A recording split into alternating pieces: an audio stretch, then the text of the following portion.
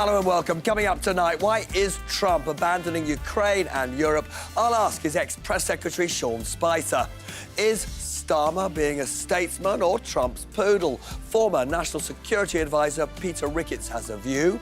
What hold does Putin have over Trump? The influential historian Tim Snyder will tell us. Anushka and Screeny have a top scoop on the government's coming welfare cuts. I'll be looking at a benefit cut that was deemed too extreme by the previous Conservative government. And answering the question whether the UK is waving or drowning in the ocean between Europe and America, the Tory former Chancellor Nadhim Zahawi and Labour MP Rupa Huq.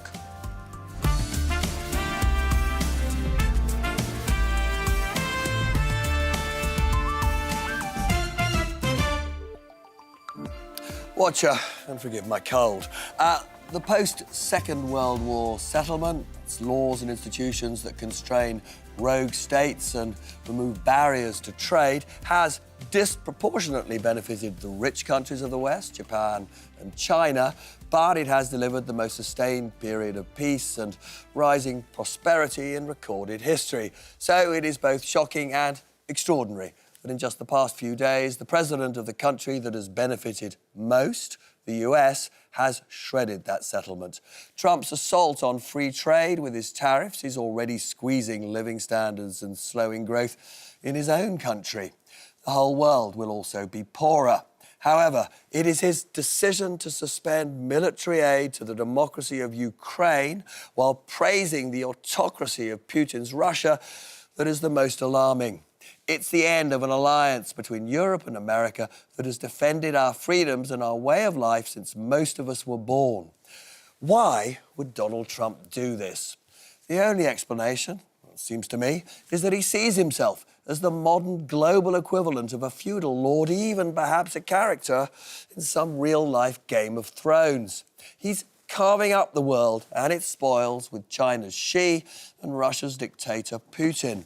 So the big question for Starmer, Macron and Germany's soon-to-be Chancellor Merz, plus the other leaders of Europe, is whether they can collectively take our fate back into our own hands by simultaneously expanding our militaries and our defence industries while belatedly and radically re-engineering our stagnant economies. If we can't stand up for liberty, democracy, fraternity and equality, who on earth will? There's an old saying that you should never waste a crisis. If we waste this one, the epoch-defining history that Trump is thrusting on us will do us and our children incalculable harm. Sorry about that. Anushka. Thank you, Robert. We've been talking about support for Ukraine this week. Countries have given a lot. This chart orders them by percentage of GDP.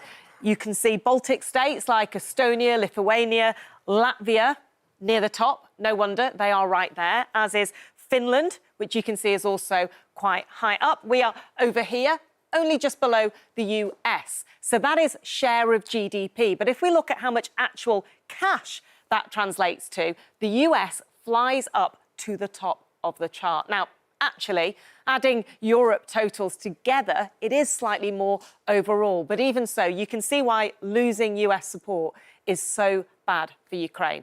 Can Europe go it alone? Let's have a look at military strength, the size of the armed forces. This is the mighty US and then Russia, which has grown a lot. Ukraine has really built up its forces with conscription, but obviously is still behind. The UK and France are obviously big supporters, but even together, that would not match Russian strength. Canada, Australia, the Baltic states do take us just above that line, but we also know that Putin wants to expand this and a lot. With Germany and Italy, we do start to look quite a lot stronger. For now, it is about trying to deter an escalating war. So we don't need all these troops, but experts think that there does need to be one soldier ready to defend Ukraine for every 3 Russian soldiers attacking to deter Putin. Zelensky is calling for 200,000 more men and women. Experts think 150,000 would be a credible deterrent, but that is just personnel. They say that without the US, we do not have adequate capabilities. Nadhim, I'm sort of struck by at those statistics that we've just seen, it was quite interesting that in your general election campaign, your, then leader was proposing, effectively, that lots of people would become reservists and national service of different sorts. Do you think he was slightly ahead of the curve there? I think he was on many things, Rishi, in many ways, including... But do you think this government should actually start trying to persuade people to, I went to Finland after the war started. Pretty much everyone there, has a spell as a reservist. And I think we're entering a very different period in European history. If you look at what Draghi was saying about reforming the European economy, I think the two things go hand in hand. If you're going to see that level of spending, which needs to happen on defence, not what the Treasury thinks is adequate, what actually the MOD and the experts think is adequate, then you're going to have to power the economy. You need to deal with welfare. Merkel talked about this, many German chancellors talked about this, but it's very, very difficult to deliver because it's hard for a prime minister or a prime ministerial candidate to tell the truth to the public and win an election. Poor old Theresa May tried very hard when she said that adult social care needed to be reformed because it's unaffordable. She almost lost the most incompetent leader the Labour Party's ever had, in Jeremy Corbyn. So there is a really tough tension between what we need to do to defend Europe, where does that money come from? Has to come from growth. That doesn't happen easily, I don't know whether you agree with me, but Draghi is pretty much on the right Draghi's lines. plan was shocking, Draghi's analysis yes. of what's gone on in Europe was profoundly shocking, and much of what he said, obviously, in terms of but repowering Europe has to happen. But you didn't actually answer my question, Nadhim, which is basically whether we need to encourage more young people to essentially sign up for military training. I think it's a pretty sensible debate to have. Many countries have, conscription, young men and women being available, being trained regularly. I think it's an important debate to have. We shouldn't be surprised, by the way, Robert. Trump won, and Trump candidate has been saying all this stuff. And it's as if we're always sort of saying, oh, well, that was just the campaign. He's not going to be serious. He is serious about this stuff, which is why we have to make some pretty tough decisions in Europe. I'm going to come back to you on all of this, but Rupa, I do need to talk to you. I think there's a widespread view, and including, I have to say, on the benches that Nadhim used to sit on, that Starmer has had an astonishingly good 10 days, possibly the best 10 days, well, definitely the best 10 days since he became Prime Minister. But there's a slight contradiction here. You hear James cleverly saying this is Starmer put a foot wrong in terms of how he's handled America. But many of your colleagues are deeply unhappy about the way that he has cut the aid budget. So where do you stand on this? Is this Starmer's finest hour, or has he made a really serious mistake? I mean, look, it's not ideal, and he's also said it's a difficult decision he didn't want to do. However, what he does do is he doesn't sort of make up promises that came out of nowhere. So it's a predicated spending decision to take our defence budget up to 2.5. And we still have a manifesto commitment to go back to 0.7 when circumstances allow. There's literally no chance that's going to happen. Yeah, look, you don't know. I mean, look, may I say, Robert, things like, for example, did you know 28% of our current international development budget is used on asylum hotels in this country? Which again means that there's not enough money going overseas. Yeah, but if we cut those backlogs, shift that money over, it should be coming from the Home Office. Unfortunately, I've got to come back. If you do it in a more effective way, I've got to come back to you in a minute on this, and Rupa, there's certain because I'm being told that are being I've got to go to my other interview. Ukraine, Gaza, Rupa, protected. I'm going to come back to you. Now, more from Rupa, definitely, in just a little while. Now, a little bit earlier this evening, I spoke to the former White House Press Secretary, Sean Spicer. He's known Trump for years. Was he, I asked him, as surprised as the rest of us when Trump did that shocking thing of ending military aid to Ukraine? I guess nothing really surprises me anymore about Donald Trump or what he does, but if you think about what his goal is, that's what really matters. I've said this for a while. Donald Trump's the only person right now that can bring a lasting peace to that region. And I think you saw the reaction of President Zelensky yesterday as in the note that President Trump read at the joint address. He wants to sign this deal. He wants to get this back on track. And President Trump tends to, as a negotiator, use whatever tools he has to get people at the table in a position to sign a deal that will end in the result that he thinks is best. And that's what he's doing now. One of the things that has been quite striking is that Donald Trump, he's explicit about this, he admires Putin. Why do you think he admires Putin? First of all, I don't know that I agree with that. I think that, I think Trump has shown that he's been tough on Putin. I think he looks at certain people in the world as peers, people who have strong armies and strong economies. So there's a group of peers that he has respect for because of the size of the country they command. I don't know that admiration is a word that I would use, but then again, I can't say I've heard every word that he's uttered about Putin in the past.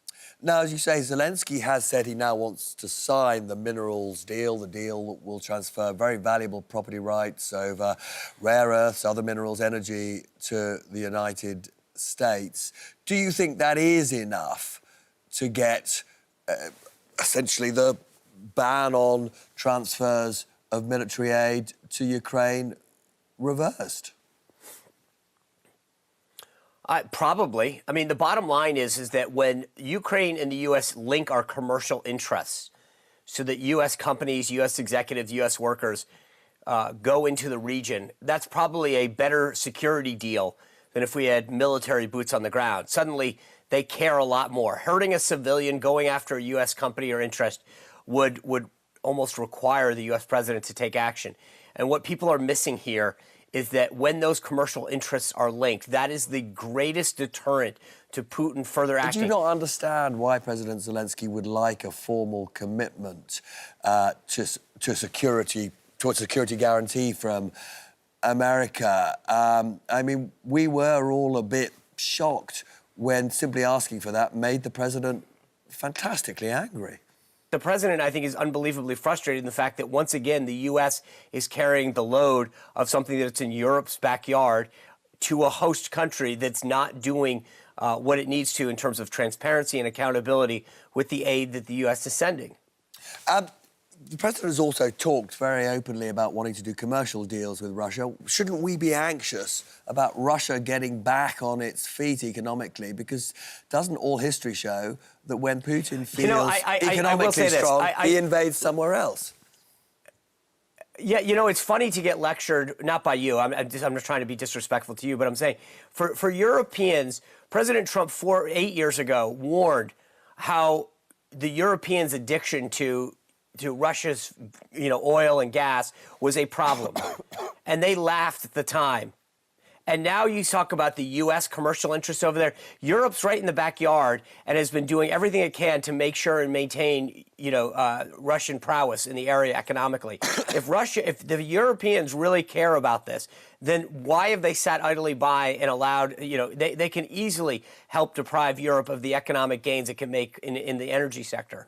Well, I mean, Europe has turned off the Russian tap, and, many of us would agree with you that it was a terrible mistake that Germany in particular made, funneling all that money to Germany. We've learned our lesson. I think what we feel now is that a strong Russia is a danger to the world, and we're worried that the deals that Trump may do may re-energise Putin to do some terrible things.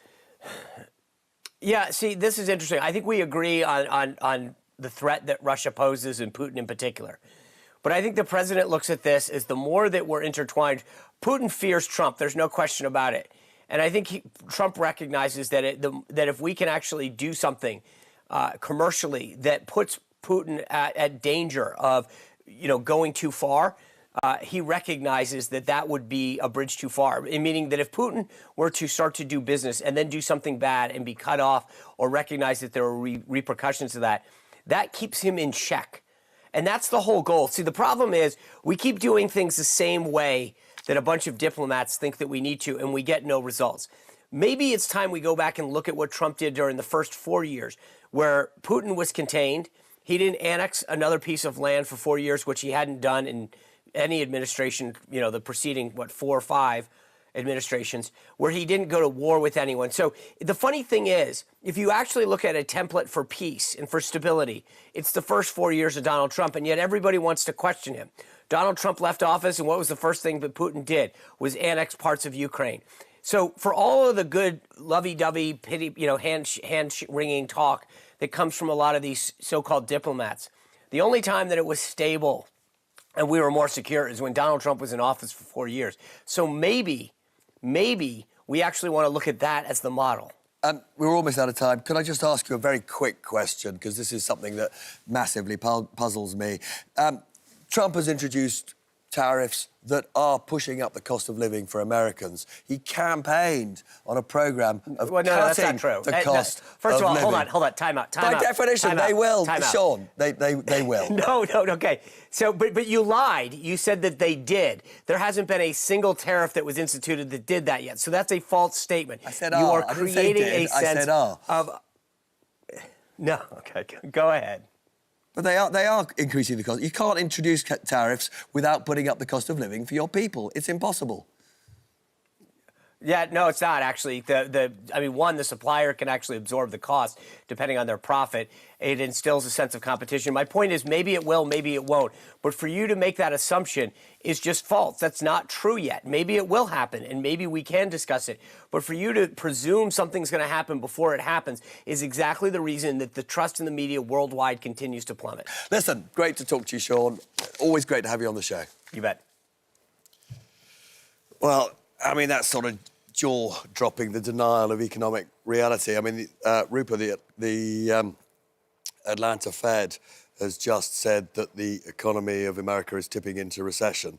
So, the reality is the combination of the uncertainty and the tariffs is causing real harm.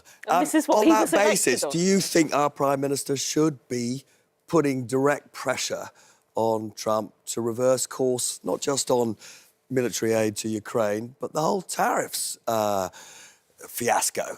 Well, I think there's some news coming out tonight that he may be shifting on this anyway. I mean, the thing is, in the first, how long have we had? Just over a month. 20th was the first month. Has been very consequential. It's that Chinese proverb, may you live in interesting times. So, look, I think Keir Starmer's in this unique position that he is a three-way bridge between Europe, the US and Ukraine. And I think on the tariffs thing, didn't he say at that Victoria's press conference on Thursday night, I think it was, that there's some question over whether we get any. He said, you're a hard negotiator, maybe. Look, I think many of these things are sort of shifting all the time, but you're right that he was elected on a promise of strengthening the economy on cost of living. And if these figures are going into freefall already, he may have to reconsider. I mean, look, it is very hard for a Prime Minister who wants to influence on some hugely sensitive issues to criticise Trump directly. But I think many people were slightly struck, Nadhim, after we heard J.D. Vance say those really awful, insulting things about sort of a random country, the UK, not having participated properly in a conflict for 20, 30 years, that Kemi Badenoch, your leader, seemed to try and defend him. I mean, she should have just basically stood up with others who just said Vance is just straightforwardly wrong, shouldn't she? Well, to be fair, he then said very clearly that he wasn't talking about the United Kingdom or France. And who was he talking about, Nadhim? Ultimately, that row that took place so publicly would have probably happened behind closed doors. You're asking Volodymyr Zelensky to sign a deal where he basically permanently gives up Crimea. Now, he has every right to push back and do what he did, but normally it happens behind closed doors. At the same time, you're asking a US president who stood on a platform that he's going to end this war, who thinks is close to a deal, needs this deal to happen, and actually was making the point to Zelensky that, look, with the US backing, you've got much greater leverage, right? Without US backing, you don't have much leverage. And I think that row would have happened behind closed doors. You chaps have probably heard nothing about it other than maybe some off-the-record briefings. But we are where we are. And I think Keir Starmer, I have to say, and I tweeted this last weekend, has done an incredible job. And Keir has a whole team behind him who've done an incredible job. I think that probably the toughest thing for Keir now is the tariff attack on Canada. Very much part of the Commonwealth. And that's a hard conversation for Keir with the US president. It certainly is. And I think there are going to be a number of other quite hard conversations. And I'm going to come back to all of this with you in a minute or two. Anushka. Thank you. You're talking about Keir Starmer doing well. I've shown you before how the Prime Minister's personal rating sunk in the early months of his premiership. But let's actually look at the rally around the flag effect that he is experiencing. Asked who would make the better Prime Minister, Starmer was actually lagging behind Nigel Farage earlier this year, but Farage has slipped to 22%. I should say some way ahead of Kemi Badenoch on 12%, but now behind Starmer, although none of them is still strongly ahead of the pack on 38%. And look, you can see that impact on Volodymyr Zelensky too. This asks Ukrainians, do you trust your president in pink or do you not trust him in yellow? When he was elected here, he had huge trust. That had slipped before the war. But as soon as that invasion happened, look at this change, almost total support. Now, that has reduced, but still, most Ukrainians trust their Prime Minister, whatever Donald Trump says. In the US, there are big divides along political lines. Democrats, here at the bottom, much more likely to say the US is not spending enough on Ukraine in pink than too much in blue. But just above it, you can see the reverse is true for Republicans. So Trump is speaking to his base. But overall, Donald Trump's approval ratings have ticked down a bit. He was over 50%, well ahead of disapproval, the pink line, but now just about as many disapprove of the president as approve of him. Yeah, gripping stuff. Now, a little earlier, I spoke to the former UK National Security Advisor, Peter Ricketts. You're not going to be surprised that we were talking about Trump and Ukraine again in great depth. And I started by asking whether I was right to feel that pretty much the entire post-war settlement that has delivered us peace and prosperity has just been swept away by Donald Trump. I think you are. I mean, I think he's dismantling the foundations on which we built peace and prosperity since the war. The rule of law, an open trading system, alliances, America accepting, although it's the global superpower, it needs friends and allies around the world that share its views and its values. And he's binning all that in favor of a very much more transactional approach. Now, how should we see NATO, that incredibly important alliance of like-minded countries that have preserved the peace? How should we see NATO in this new world? What I think is worrying is that Trump is destroying the trust on which NATO rests. If he is prepared to go transactional on handling Ukraine, a country that's been through 3 years of disastrous, aggressive war from its neighbor, then how much can other NATO members count on America being there for them if it came to the crunch? So I think there's a real problem about the credibility of NATO. I do hope that we can keep the structure of NATO on care and maintenance for a better day. I mean, in terms of Europe's collective security, can we do without America? And if we can't, how long will it take Europe to build up its own resources? Well, NATO won't be the NATO we've known for 75 years without the Americans, that's clear. I think it is worth trying to keep the structure of NATO. And Europe cannot replace and substitute for what America has brought to NATO. We don't have the scale, we don't have the high-end weapons, we don't have the intelligence. Are you saying, Peter, we can't ever... Because I thought there was a determination. I was at Lancaster House at the weekend. You know, I was clear that they were signalling that they would build up that European capability so that we wouldn't, in the long term, be dependent on America. But how long will that take? Well, that's the key phrase, isn't it? In the long term. I mean, if Europe can up its defence spending durably and can spend it more effectively together so that we do away with all the barriers between the UK and the EU and so on, it will eventually be able to make up for at least a good part of the US capability. But the Americans have been investing for decades in their airlift, in their satellites, of course, in their nuclear weapons. You know, these are incredibly expensive assets. And I don't think we will ever be able to exactly replace what the Americans bring. In the long term, yes, Europe can do enough to defend our continent. I think that's right. But it's the short term, and the short term might be 5 or 8 years. I mean, the kind of money that the Germans are now thinking of raising for defense equipment is going to take years before it becomes capability. So we've really got to worry about the next 5 years if Trump insists on dialing right down American military support in Europe. I was already depressed. I'm now a bit more depressed. Now, look, you've praised Keir Starmer for the way that he has been handling President Trump in this crisis. But do you think he's doing more than just buying us? Frankly, not enough time, a bit of time. Well, I think he's been bold and he's been agile, and he's gripped a crisis and turned it into something of an opportunity. By the way, he's also turbocharged the UK relationship with Europe, EU and other European countries. I think that Sunday meeting went down extremely well in other European capitals. Britain back at the centre of European security affairs where it belongs. But every day, every week counts now. We can't produce military capability out of thin air.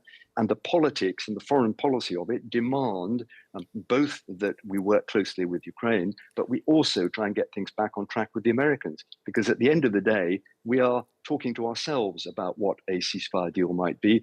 Nobody is yet talking to the Russians. And in the end, we're going to have to try and guide Trump through a negotiation with the Russians if we're going to come out with a decent deal.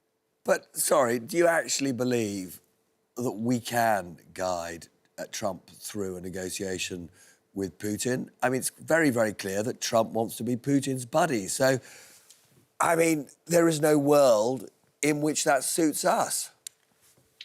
Well, that's why we've got to do our very best. I mean, there is always a risk that whatever the Europeans produce by way of a ceasefire plan, Trump in the end either doesn't accept it or he puts it to Putin and Putin rejects it. And then there's a real risk that Trump will in the end say, well, I'll go with my buddy Vladimir. And you go to a conference, come out waving a piece of paper talking about peace in our time, gloriously unaware of the awful historical echoes of that. And so I think Keir Starmer and Emmanuel Macron are right to be doing everything they can to put forward a credible proposal. I therefore also think it's not a bad idea to try and get that mining deal signed quickly so that at least the Americans are re-engaged. Perhaps we can lift the American suspension of weapons, because if we do nothing, it's going to slide away from us, and then that's going to be pretty well impossible to put back. You've been National Security Advisor. You've been at the heart of these sorts of issues for years. I don't think any of us have confronted a crisis quite of this magnitude. But, you're steeped in the realpolitik of all of this. Starmer has shown unbelievable restraint, some would say, in not criticising Trump for humiliating Zelensky, for cutting off support to Ukraine, for praising Putin. Is there ever a moment where a British Prime Minister, however, should be allowed to feel enough is enough, I'm now going to stand up to this bully? Well, I think to give him credit, he got behind Zelensky immediately after that terrible bullying business in the Oval Office. He didn't directly criticize Trump, but he went into action to stabilize Zelensky, to stabilize other Europeans and get them together. And I think that's instinctively the way British prime ministers are always going to react. I mean, he has to have in the back of his mind that there's this huge defense, security, intelligence, nuclear relationship with America, which is very important to us. So a major clash and outright row with the American president doesn't do anybody any good. And I think he's serious about trying to maintain a channel to Trump, as is Emmanuel Macron. I mean, what he thinks privately about what's going on, I suspect it's not all that different to the rest of us, but he's got to try to keep that channel going. Because at the end of the day, there is an enormous clout in the American presidency, as we see. And yes, the Americans can sometimes deliver by just brutality and force of the American clout, but they are eroding the confidence and trust that we have built up over 80 years. And somebody's got to say that to Trump in private, behind closed doors. He's got to understand that. Maybe it won't convince him, but it's so important, that I said, that I think it's worth British prime ministers biting their lip in public in order to try to get at him in private, get him to understand that. Well, let's all hope that public restraint but private honesty is what's going on, and let's hope it does some good. Peter, as always, very good to see you. Thanks, Robert. Don't go away, because after the break, we'll be examining the seemingly unhealthy relationship between Putin and Trump with a brilliant American historian, Tim Snyder, and much more from Rupa and Nadhim as well. See you in a minute.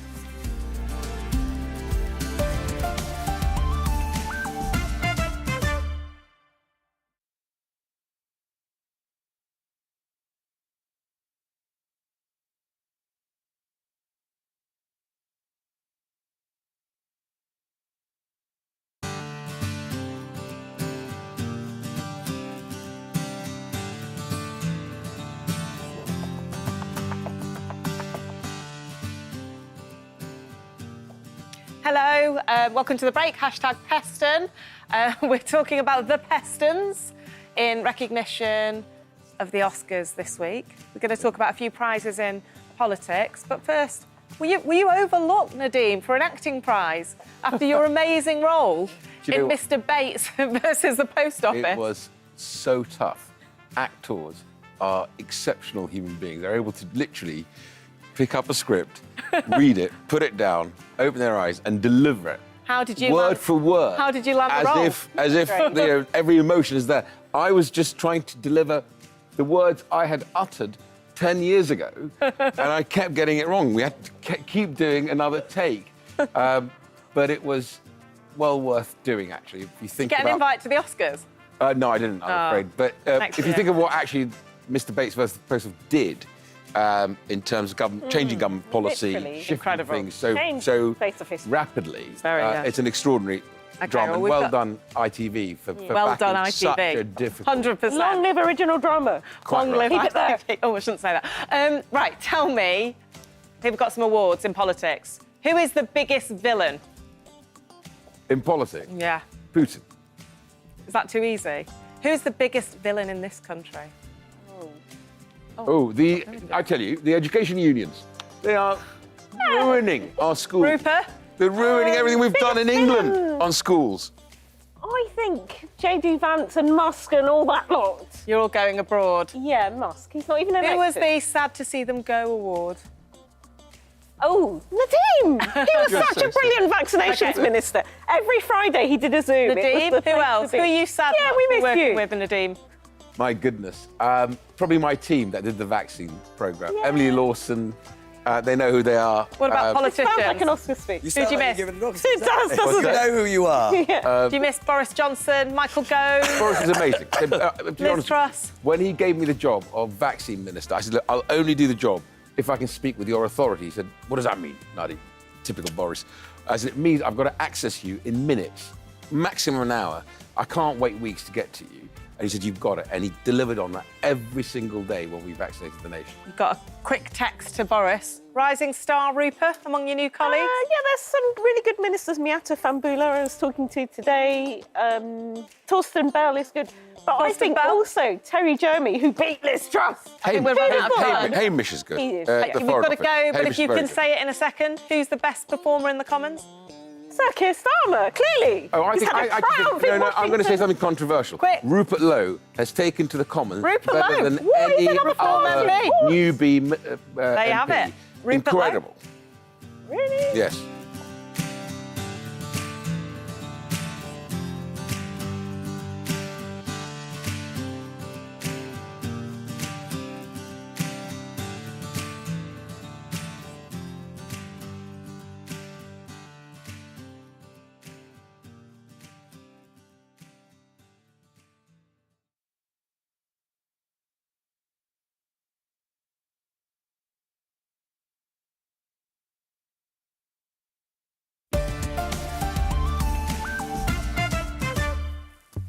Welcome back. We're just going to have a temporary but really important change of subject with Anushka.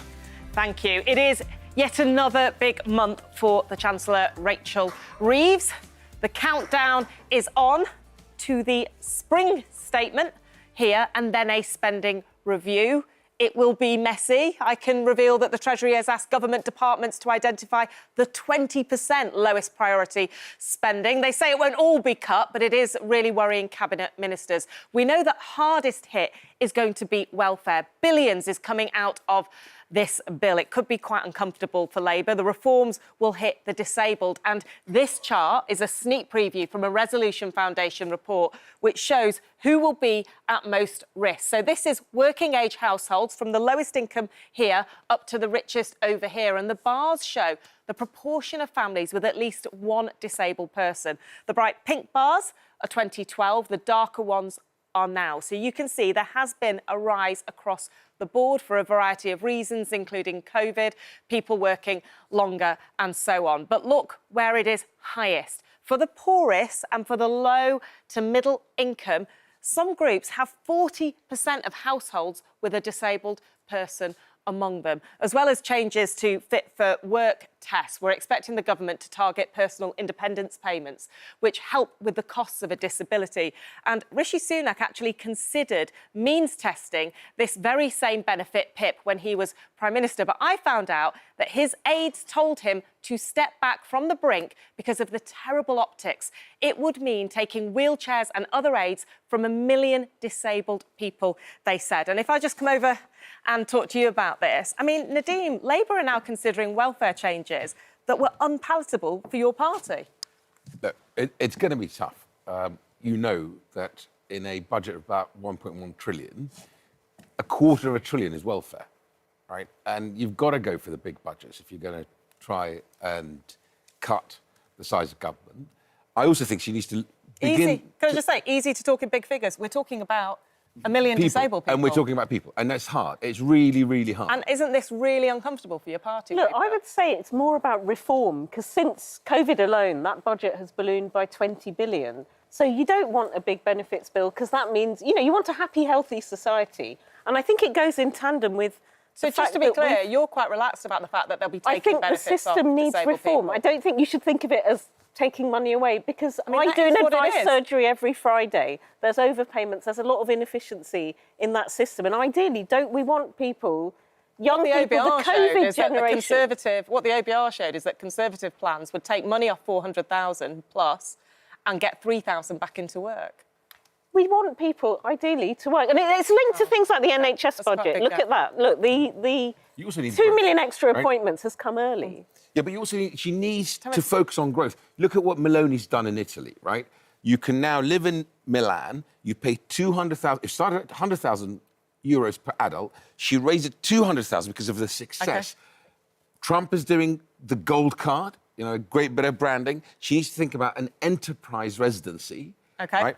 People want to live in the UK. Charge them $250,000 per adult, and I think she will raise much more money. Maybe she'll come to you for advice. Much more money. Moral duty to fix a broken system. I just want to ask you about one other thing. You can see Suella Braverman back there, your former colleague. Yes. She's caused a bit of controversy by basically suggesting she'll never be truly English because she doesn't have generational links.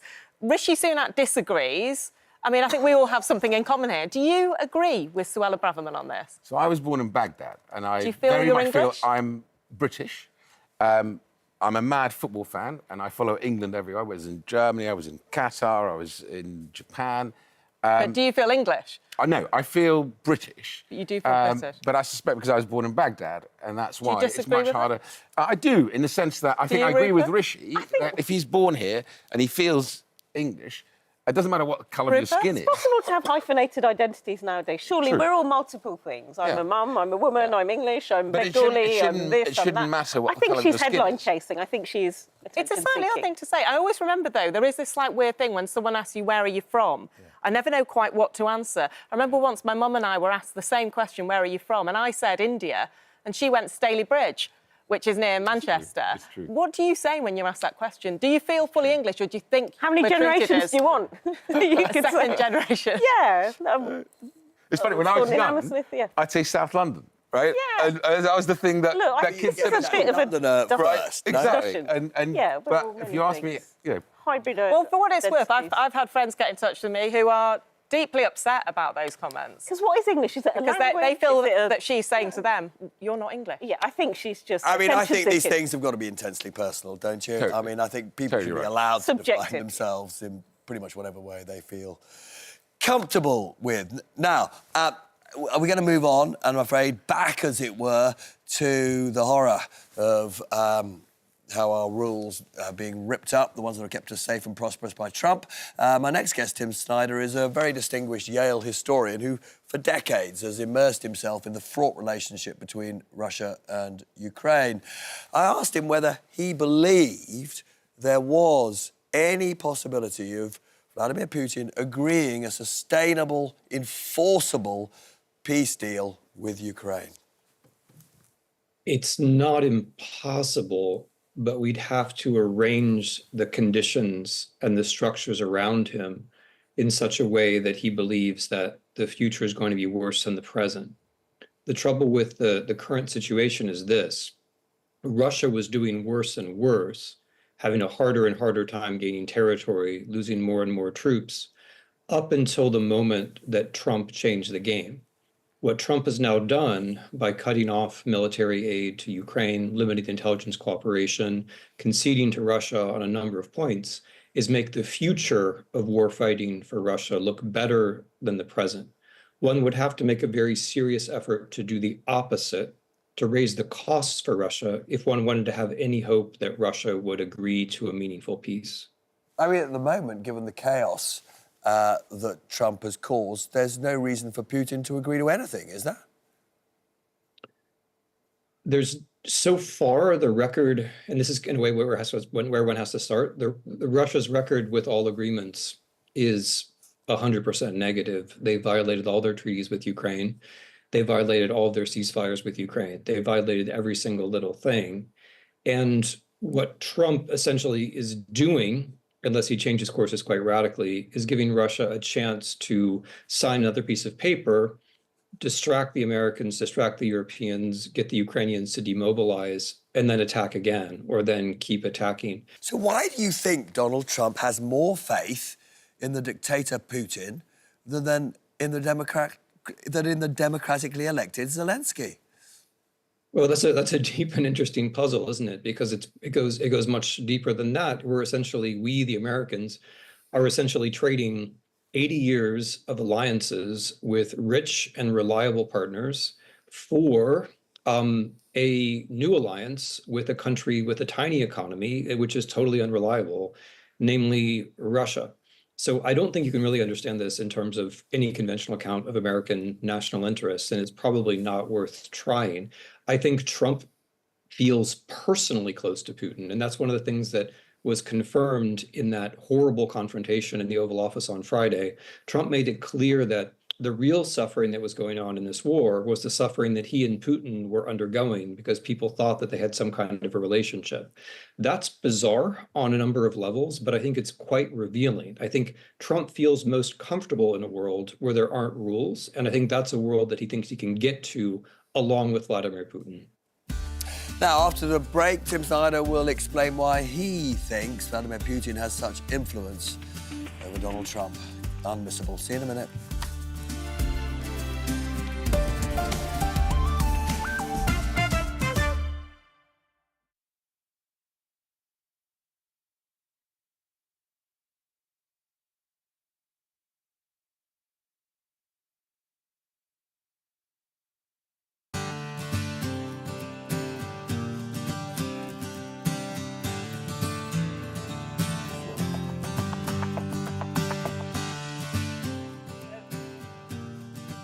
Hello, welcome to the break. It is the beginning of Lent, a period of abstinence. Are either of you giving anything up? Phone next to bed. Oh, that's a good one. All right.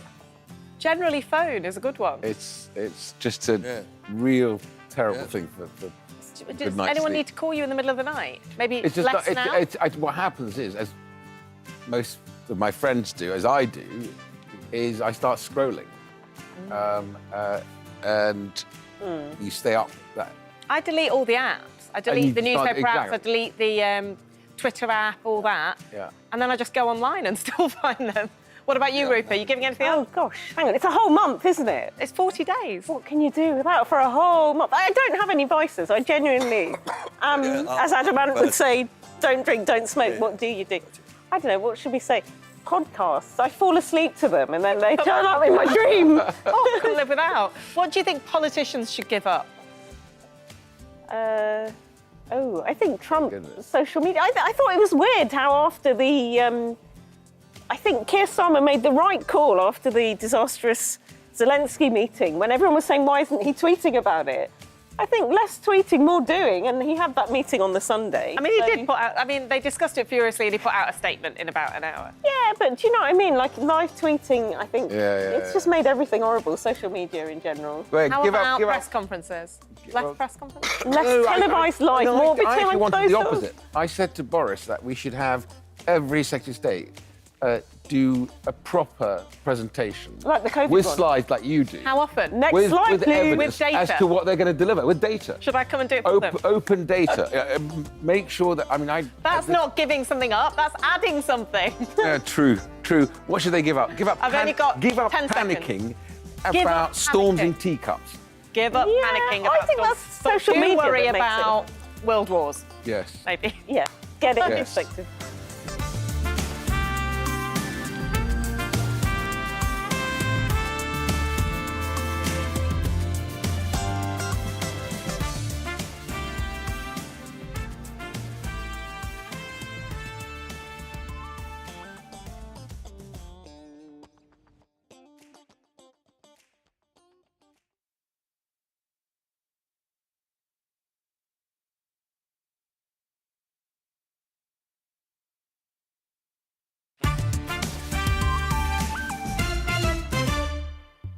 Welcome back. Now, in the second part of my chat with the influential historian Tim Snyder, I asked him whether he agreed with those who say that Putin must have some kind of hold over Donald Trump.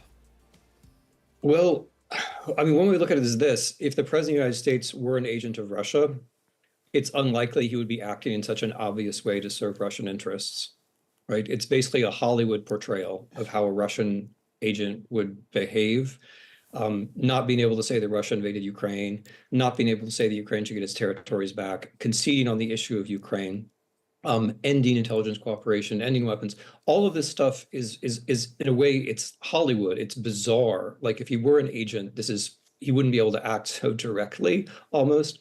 But yeah, I've been writing about this for a decade. It's clear that Trump has a relationship with Putin that has many visible layers. One of them is open admiration. Another one is a kind of psychological kinship about how the world should work. Another one is financial. Over the course of his career, Russians have helped him out and indeed bailed him out. There may be other layers than that, but I think you're right to say that there's an essentially personal element to all of this, which involves Trump being in the subordinate position to Putin, and that personal subordination, at least so far, is more important than any account of the interests of the countries concerned. You know Zelensky. Trump has repeated Moscow propaganda, claiming that, Zelensky is unpopular, that he's a dictator for not holding an election. In your view, though, is Zelensky strong enough internally within his own country to see this through? Yeah, I would say so. I mean, first of all, if we're going to repeat the Russian propaganda, or if we're going to cite the President of the United States doing it, we just have to point out that the idea that Ukraine is illegitimate is is Russian war propaganda. And the idea that Zelensky is somehow not a democratically elected president is Russian war propaganda. And the whole notion that Ukraine doesn't exist or it's not capable of governing itself is essentially genocidal and has been used genocidally by the Russians from the very beginning. Zelensky won the last election by 73%. When martial law is over, because the war is over, they will have another election. If it were held tomorrow, Zelensky would win convincingly. He has very high approval ratings. And now we're almost out of time, so in a way, given that we've been talking about phony autocrats and real autocrats, I'm just going to ask you a very straightforward yes-no question. When Trump leaves office, I'll rephrase it, at the end of Trump's term, will he leave office willingly? No, of course not. I mean, his record is that he can't leave office willingly, and I believe that his own view is that he should be allowed to stay in power for as long as possible. And that, and a number of other strange beliefs, has pushed the United States into a new position, I would say, of weakness and of finding sympathy with foreign autocrats. This is unfortunate, but it suggests, I think, very clearly to the British and to other Europeans what they need to be doing. Tim Snyder, it's a great pleasure to have you on the show, and we hope you'll come back soon. My pleasure. Now, what I'm going to do at the end of the show is take us back to where we started, which is whether there's a sort of silver lining from Trump saying to Europe that we have to take responsibility for our own defence. And one of the things I've been thinking about is, will that energise Europe's leaders to restart their economies by doing some radical things? And the FT is splashing on a remarkable initiative by the Chancellor-in-Waiting, Friedrich Merz, who is saying that he's going to abolish the debt brake, this constraint that stops Germany from borrowing for these huge infrastructure and defence projects. And, I mean, as Anushka can probably tell us, I mean, the impact that that's had on markets has been absolutely dramatic in the course of the day. It has. And I think, just reflecting on the whole show today, you know, we talk about the 80 years alliance for peace and prosperity, and I think it has held for the bulk of that period. The bit about peace has, but over the past few years, especially post-COVID, which is like, you know, a third world war against a virus, the prosperity bit of peace and prosperity has not held. And I think that's been the challenge for Europe. That's the challenge for our Chancellor here. That's the challenge for Germany and the rest of Europe. So I think if it spurs political leaders in Europe to look at the construct of our economies and really push forward on creating a dynamic economy. Today, the poorest state in America, Mississippi, has overtaken the UK in terms of GDP per capita. That can't be right. We have to look at growth. And I think there's one other silver line. Let me just get this point, really important, Robert. If we can convince, and I think Keir can do this, an American president, as John Major did with George Bush Sr., to put the no-fly zone to protect the Kurds, if you remember, and the Shias in the south. If Americans can guarantee Ukrainian airspace, they don't need to put boots on the ground. We can do that in Europe. So that's a silver line. Trump is resisting that at the moment. I've got to say, Rupert, I'm afraid we haven't got very much time. We had a Prime Minister saying Britain will be rearming. It looks like the basis of a new industrial policy. How confident are you that Keir's rearmament policy will contribute to what we desperately need in this country, which is more growth? Well, I like the way he has linked it to British jobs and British growth. 430,000 jobs already in the defence industry, and most of them actually outside London. As a London MP, pains me to say, no, but it's good that those regions that need the growth. So I think that they've created a new hub for small and medium companies, so it's not just the big boys getting these contracts. So, yes, I think the two go together. Yeah. Now, unfortunately, we're pretty much out of time. I want to apologise for earlier saying London first. What I obviously meant was British, English, Jewish and Arsenal. That's it. Next week, we're on air on Monday night because with the world in utter Trumpian turmoil, you can't have too much of us. See you then.